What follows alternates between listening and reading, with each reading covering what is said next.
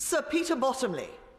Madam Deputy Speaker, can I say it's an honour to follow the honourable gentleman and thank him for what he's done.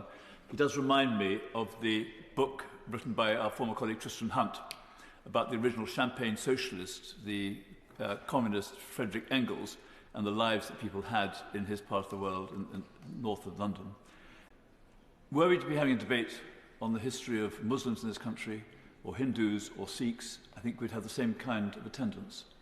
What's different about Jewish history was put to me by one of my constituents after October the 7th, which was, why do they keep picking on us?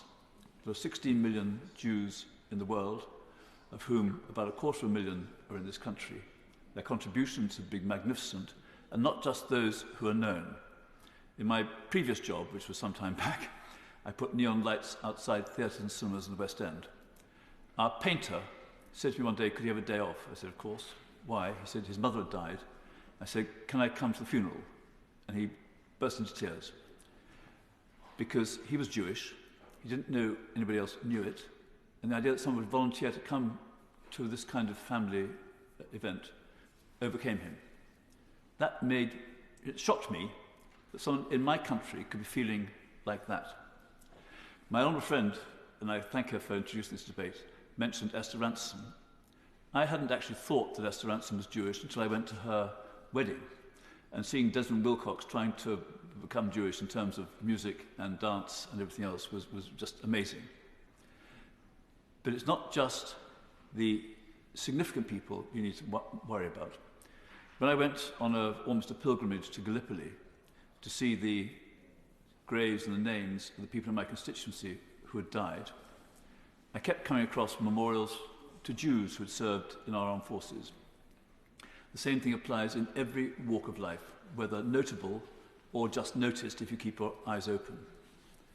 I think that one of the reasons why I've supported the proposals of the National Holocaust Memorial Commission to have a memorial and to have a learning centre, and the stipulation by the National Holocaust Memorial Foundation that the majority of the money should be spent on education, because I've gained, by knowing since that proposal first came out, how many of my grandfather's extended family died in the Holocaust. We thought it was 11. It went up to 60. It's now well over 100.